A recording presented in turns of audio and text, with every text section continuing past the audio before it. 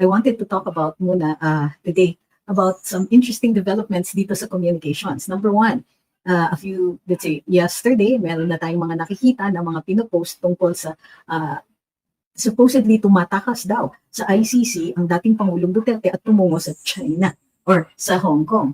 So, well, clearly, most of us already know na hanash ito. This was really an attempt to color yung pagpunta niya sa pasasalamat dito sa Hong Kong, which is, if I'm not, ewan ko kung ongoing pa, but probably either ongoing o malapit na pong matapos or patapos na po. So ngayon, ang punto ng natin yan, ng pagtitingin natin tungkol dito sa mga komunikasyon na ito ay dahil alam natin it is part of a bigger scheme. Bago po tayo magpatuloy, huwag pong kakalimutan like, share, follow, and subscribe.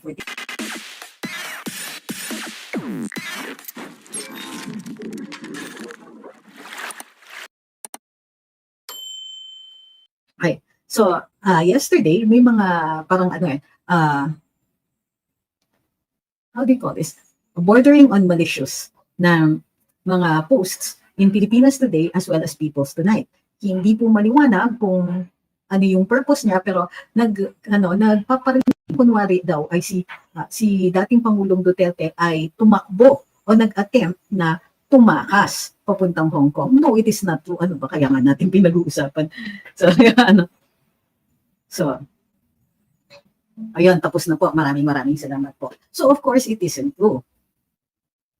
Okay. Ang dali lang po, yung okay, we'll go through the whole thing kasi huwag niyong pangunahan ng katanungan ninyo kasi yung katanungan, binabasa ko po as much as possible halos lahat. So, let's just proceed with the narration muna.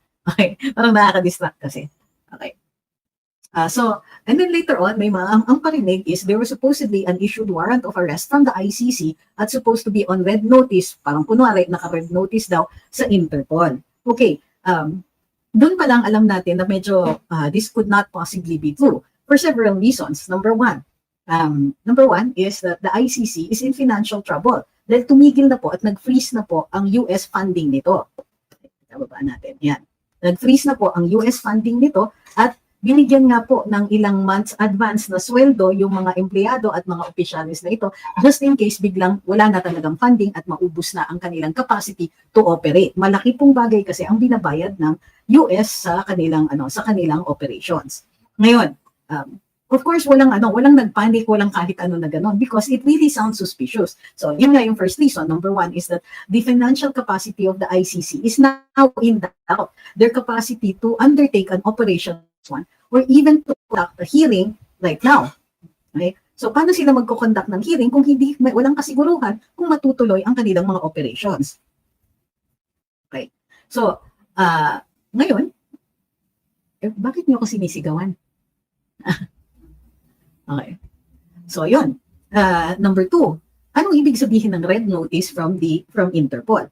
Ang red notice is not a warrant of arrest. Ang red notice means that mayroon warrant from another entity, let's say an international tribunal or another national court na pwedeng tumawid ng jurisdictions. Huwag niyo naman i-insist, Stuart Pedrosa, ito na nga kinakwento ko, mayroon naman po kaming facts. So, yung mga sabi ni Stuart Pedrosa, may warrant of arrest po, sabi nila. O si teka muna, kasi bahagi yan ng kwento. So, Edgar says, is it windy there? It's messing up your sound. O sige, but that means sandali lang po tayo makakapag-live kasi super init dito sa lugar ko. So, kung hindi ako makakapag-electric fan, sandali na lang po tayo kasi hindi ko talaga matitiis yung init. Okay?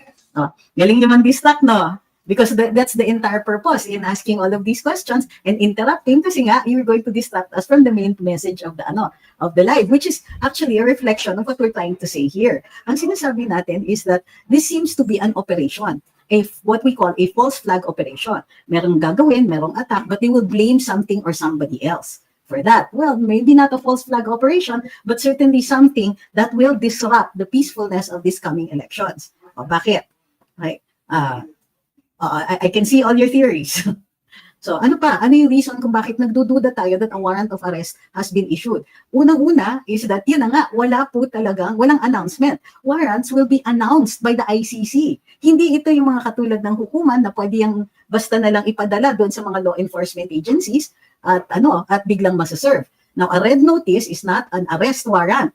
Pwedeng may arrest warrant, pero kung red notice ang Interpol, it means that they will request the government where the person is, where the person who is supposed to be arrested can be found, tapos i-detain siya. I-detain siya for the purpose of conducting a hearing, okay? A trial in the place kung nasaan siya. Ulitin ko ha, yun yung purpose ng red notice. However, kung yung decision ng International Tribunal ay finding na hindi umaandar yung hukuman, in other words, there has been no a refusal or a failure of the tribunals to hold the person accountable, then then the warrant of arrest will also state so, and will say that he can be arrested in any country that will allow it.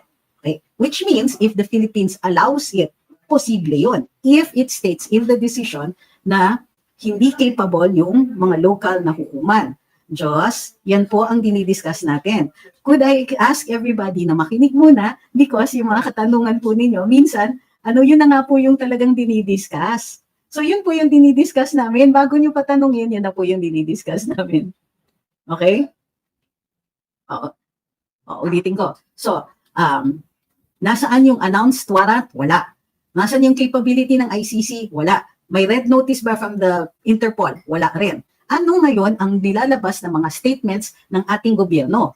Ang sabi nila ay sila daw ay handa dahil may naririnig nga daw sila na may naririnig daw sila na lumabas ang warrant. They are not saying that a warrant has been issued. They are not saying that they have a copy of the warrant. They are not saying that they know for sure a warrant has been issued. O sige, so wala. Because there is no evidence of warrant from the ICC. Uulitin ko, there is no evidence of that. Kahit yung gobyerno natin, ang sinasabi nila is, kung sakaling may warrant, ready kami. Okay? Ngayon, ano ngayon ang next na lumabas? Supposedly, may mga umiikot rin na balita which as of this moment is still unverified, is that there is a local warrant pala issued for several persons who allegedly for the crime of inciting to sedition. O ano ang inciting to sedition? Inciting to sedition in the revised penal code is, ito yung mga acts, writing, publishing, or circulating scurrilous libels against the government or authorities, suggesting or inciting rebellious conspiracies, stirring up people against lawful authorities, yada yada, disturbing the peace, utterance of seditious words or speeches, placards or emblems that provoke disturbance from the public order. Penalties, imprisonment from 4 to 6 years. Okay? So fine not exceeding 400,000 pesos. Ibig sabihin yan, bailable po. Okay? So, yan po ang umiikot is that there are supposedly several warrants being issued by a court for the arrest of several persons supposedly for inciting to sedition. Okay. Now, what is inciting to sedition? This is one of those limitations on our freedom of speech. Okay. Sino po, hindi pa natin po alam. Yun lang po ang lumalabas na balita which, as we said, is not yet verified by any court right now. Wala pang nagsasalita ng hukuman o law enforcement agency to verify this information na umiikot po sa social media. However, if it is true, inciting to sedition is bailable. Okay? It will not stop a person from campaigning. So, okay na. Nasagot ko na ba yung mga katanungan ninyo? Mayroon naman iba. Pagkatapos naming sabihin na it's not likely, nag-i-insist sa amin, hindi ma'am, mayroon daw warrant ang ICC. Galit pa sa akin. O sige, tingnan natin kung may atensyon na or mayroon na pong announcement ang ICC. Meron na po ba? Wala. Nag-check kami kanina at kanina umaga at wala pa po tayong nakikita na announcement na gano'n. Naaalala niyo po ba nung nag-announce ang ICC, may warrant daw noon si Putin, may warrant din po yung sa Israel, may warrant din noon si President Donald Trump. Okay?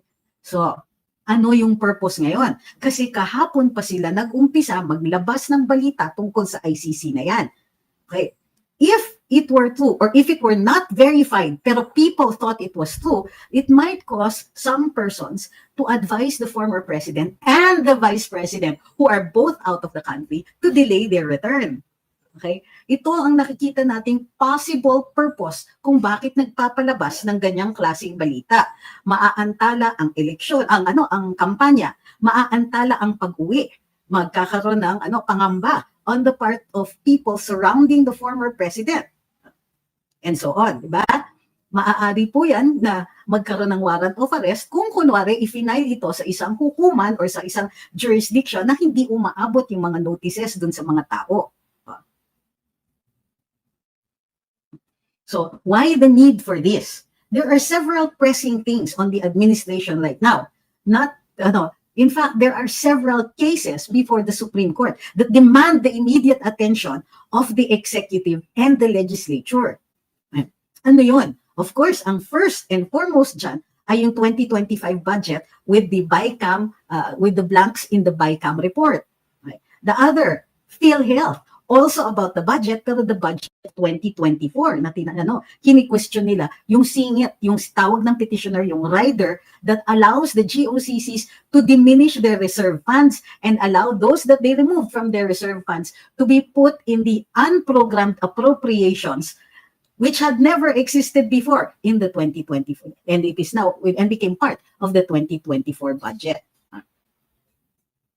Okay.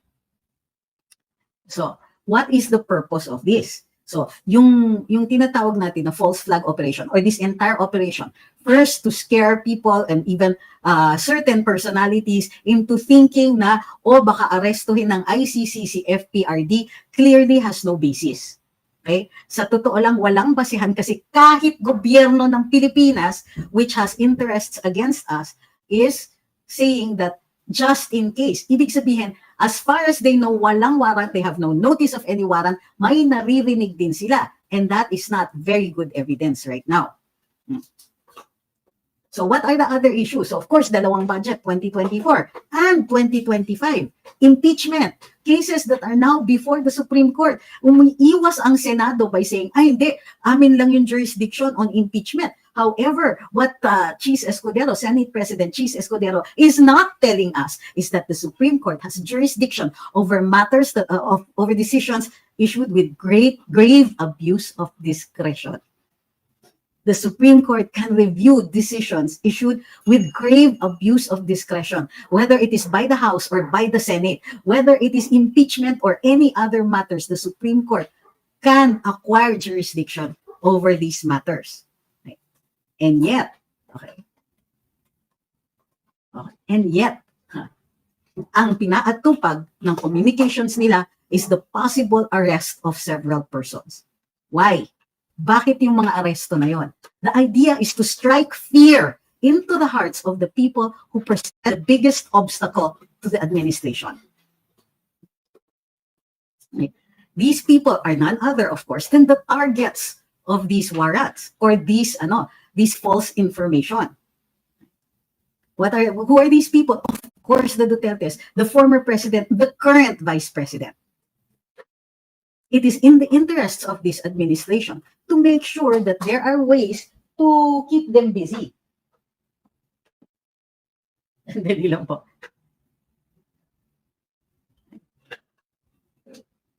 So, but wait, there's more. Hindi lang po yung mga issue na yan ang nasa Korte Suprema. Andyan din, of course, there are two petitions. Sorry, masyado nang mainit. There are two petitions in the Supreme Court pertaining to impeachment. 4 na ngayon ang major. Sama nyo na pa yung aming pitik ng mga vloggers questioning the capability of Congress, the mandate of Congress to attempt to pass a law that could seriously affect, diba, free speech.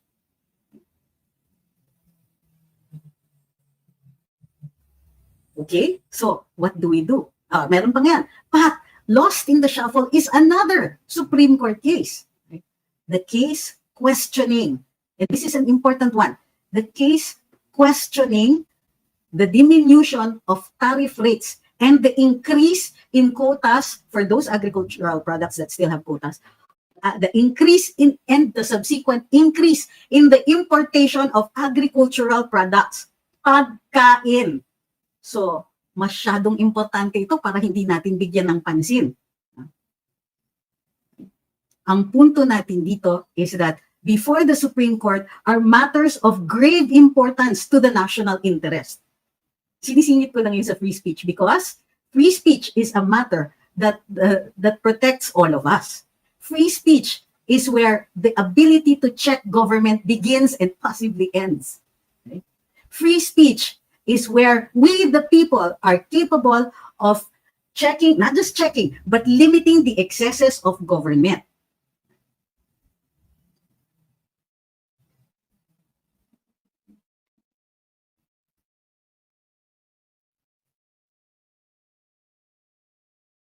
Sabi ni Sebio, mukhang may makukulong sa fake news niyan. Ay, and that is fake news. Bakit? Is there a crime of fake news? Is there?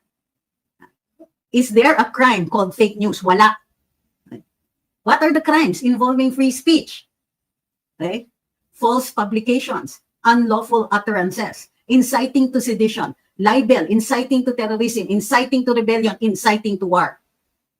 Okay? Fake news? No. If you post something and you are in good faith, as far as you know, totoo yan. Even if it is wrong, you're okay. There's no crime.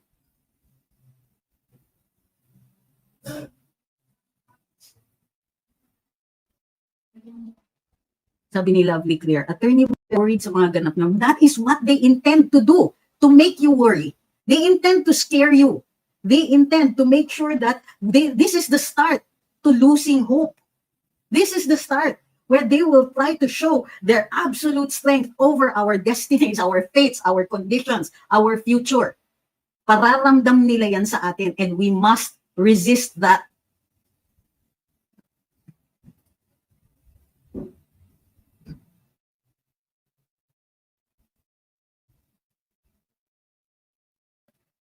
Christian, I said nga that it is possible. Did you not listen to that part na pwede siyang arrestuin? In fact, we were only talking about the procedural aspect and not the substantive aspect of the charge against him. Nobody is saying they cannot. What we said is that in instances where the ICC decision states that the courts in the Philippines have either refused or failed to make the person accountable, then that warrant can be for immediate arrest in jurisdictions that will allow it. So don't misquote me. Right? Hindi ko sinabing imposible. Hindi ko sinabing wala. Hindi ko sinabing they're not doing that now. Ang sinasabi natin is there is no evidence that a warrant has already been issued.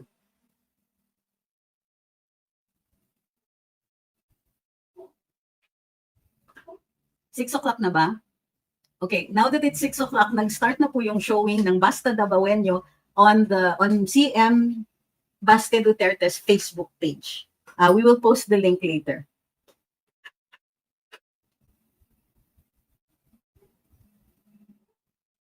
Sabi ni Vic, ang akala kasi ng admin, takot si Tatay Digong sa warrant of arrest. Kampante po ako na wala yan kay Tatay. Yes.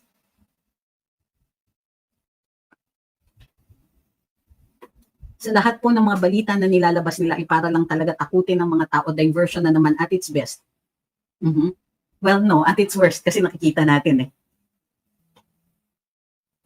Hey. It's okay.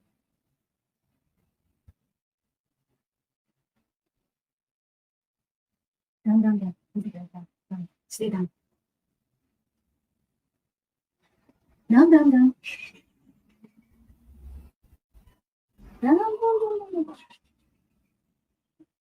And by the way, ang inciting to sedition requires a tumultuous incident, ha? Aside from the inciting part, yung mga scurrilous libels and so on, kailangan may tamyo, chumok. Not sure how that's pronounced.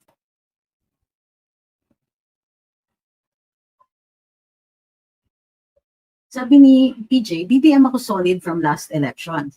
Pero simula nung nagkaroon ng issue at kinalaban ng Duterte, syempre Duterte ako. Dahil takot ang mga flag pusher at user ng panahon ni Tatay Digong, mga bata pa, anak ko, dapat ibalik ang pagiging safe ng Pilipinas.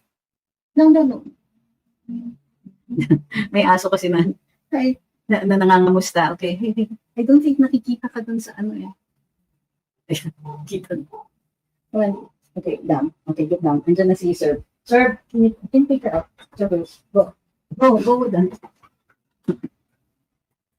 Ito talaga, feeling ko itong mga dogs ko kakampi ni ng presidente kasi grabe mang distract. Dali lang po, I just have to take my dogs out. Sabi ni Lovejoy, they spread this kind of rumors para hindi na bumalik si FPRD sa Pilipinas, lalo na nakita nila ang crowd ng OFW sa vote-rich Hong Kong, tagilid pa kandidato nila sa darating na elections. Who's that, Harvey? Well, yes, it was first Harvey and then dumating si Sir.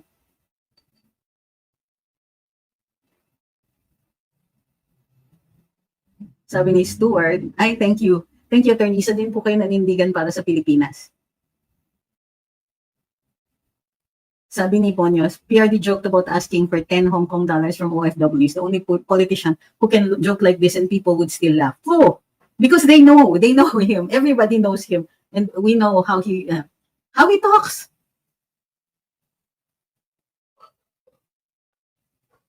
Sabi ni Cutie Cherry ko, nakakalasing talaga ang kapangyarihan. Good. Sabi ni Razel's dad, magtatago raw sa China si FPRD after ng event. Yan ang sabi ng mga magagaling na hindi nakaintindi ng geography, politics, and history. Hindi lang po yan. I think that it's a dare. Diba?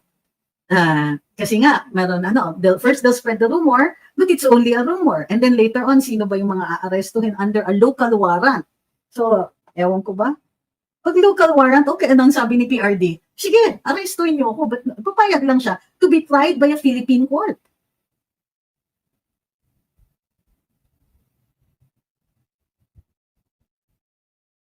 Nakakatuwa, ang daming nagsasabing basta ako, Zolid Duterte.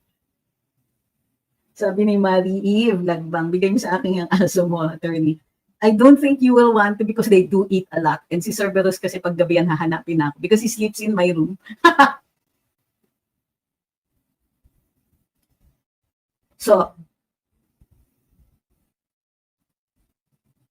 Game, ay Adoro Bell says, bakit halos lahat ng survey firms dominated by admin candidates? Does the survey really reflect majority of Filipinos? Social media says otherwise. I agree with questioning it. Kumbaga, with your question, kumbaga, because kung sure talaga ang administrasyon na ito sa kanilang pagpapanalo, bakit ang dami pa nilang ganyang mga operasyon?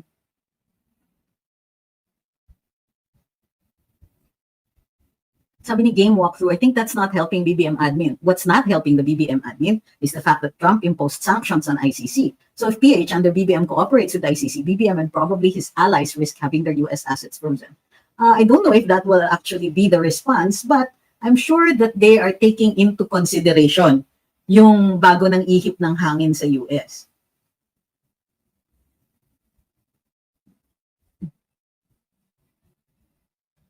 Tatakbo pa ba si Sara Duterte, President, pag siya ay na-impeach? She's already been impeached. In-impeach na siya ng Kongreso, pero hindi pa siya natatanggal sa pwesto and ako kampante ako na hindi siya matatanggal, lalong-lalo na kung mabilis lang yung hearings sa Senado.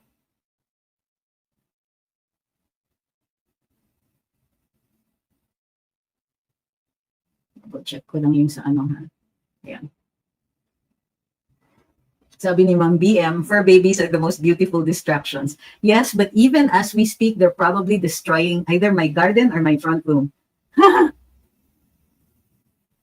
Sabi ni Gigad Toledo, I think they're making this fuss. Sakto, nasa ibang bansa sa PRD para palabasin na tumatakas o iwas kunwari siya kahit wala naman talagang arrest warrant. Oo nga. Sabi ni Mui, grabe effect ni PRD, nag-iyakan ang mga audiences. I agree. Super duper agree with that. He's always been like that. Parang walang kakupas-kupas.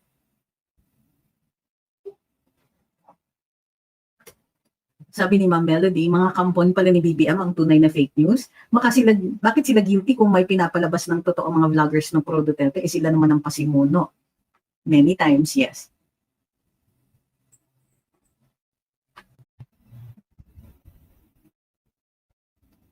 Sabi ni Saldi, Saldi Tolentino, baka isipin niyo kung sinong Saldi yan.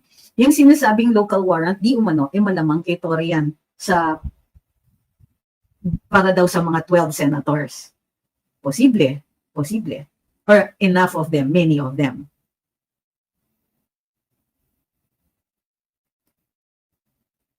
May foreigners na nasa video na nasa Cebu, hinala daw po bakit ang dami and so on. Well, hindi ako magdududa. Tingnan ninyo yung gobyerno, di ba? Careful na careful silang sabihin na if may warrant, not admitting kung meron man o hindi. Eh, what if meron silang mga hinahire din na actors or ano, or they can, they can make it appear as though the ICC is here already. Panakot ba? Para mawalan ng loob si Tatay. Sabi ni Mark Coffey, pati ako nanonood lang tulo ang luha ko. Ay. Yun, sabi ni Marie, ano yun, arrest warrant agad, porket lumabas lang? Mismo, ma'am. Mismo. O ina-anticipate nila kung anong sasabihin niya sa Hong Kong.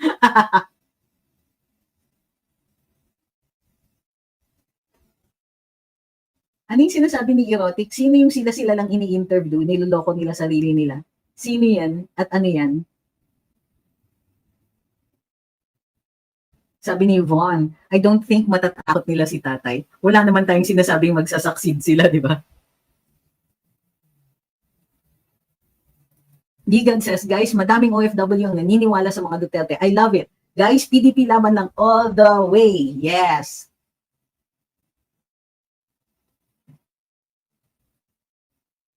Rega Yom says, content ng mga kakampings at loyalist halos the same. Arestuhin na daw si PRD sa ICC. Sila tong fake news na dapat ipatawag sa Tuadcom. Yan na po ang PDP senatorial candidates na endorse ni Tatay Diggs. Yes, I know. Si Doc Mata kasi taga Davao yan eh.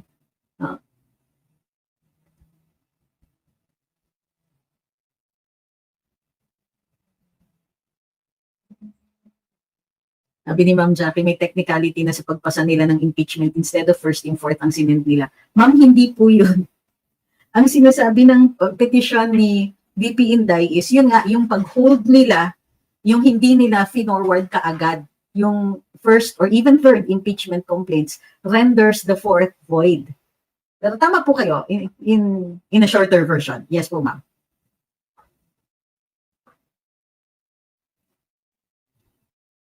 Sabi ni Cheryl, hope na lahat ng candidates now ay magkaisa para sa malinis na halalan. Bakit? Hindi ba sila nagkakaisa, ang PDP? O ini-expect niyo po ba, ma'am, na pati yung kalaban makikiisa sa atin?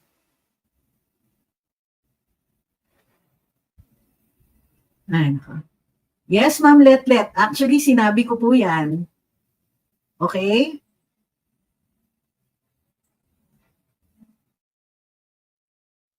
Elnet Alanano says, kahit may personal choices ako at may ayaw ako sa lineup nila, vote straight na lang para sigurado yung makapasok. Plus Doc Mata on my list.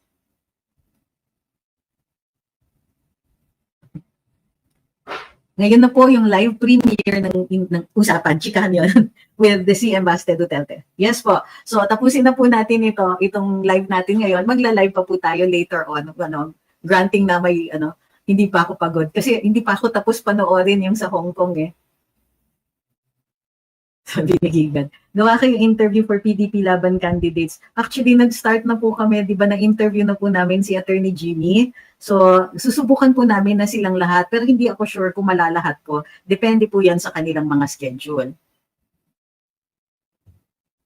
Okay, so maraming salamat po sa pagsubaybay sa maikling live natin ngayon. Importante lang po na pag-usapan natin at aware po tayong lahat doon sa current na communication strategy na ginagawa ng administrasyon. Okay? Tandaan po ninyo, even if a local warrant of arrest is issued for inciting to sedition, ito po ay bailable offense. Okay?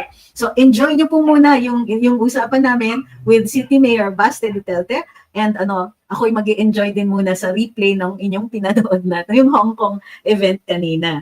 Maraming salamat po. So, ano yung tingin mo dun sa kinasuhang abogado? Hindi ko pa po kasi nakikita yung charge kay, sino ba to? Kay Attorney Respicio? Well, ako ang tingin ko, Attorney Respicio deserves to be heard. Okay? Maraming salamat po. Babalik po kami siguro later this evening. Garanting na yun nga, hindi pa po kami super exhausted. See you later. So, panoorin niyo po, ang Facebook page is CM Baste Duterte. Live premiere po ng aming Chika session right now. I hope you all watch. Hi, Ari. Panoorin niyo muna kami, Baste. Grabe, napaka-self-serving bigla. Okay? Sige, ingat. Alam ko, bitin, sorry kay suntok sa buwan. Kaya lang, ang dami po nagsasabi na gusto nilang panoorin yung Chika sesh. So, panoorin muna and we will be back later. Promise, we will be back later. Kahit pagod. O, yan, lakas nyo, ha? lakas niya sa akin. See you later. Thank you. Ay, mali. Thank you very much. See you later po. Sana wag na tayong bumoto sa kabila. Kung gusto nating maging presidente si Inday Sara, vote straight PDP. I like that.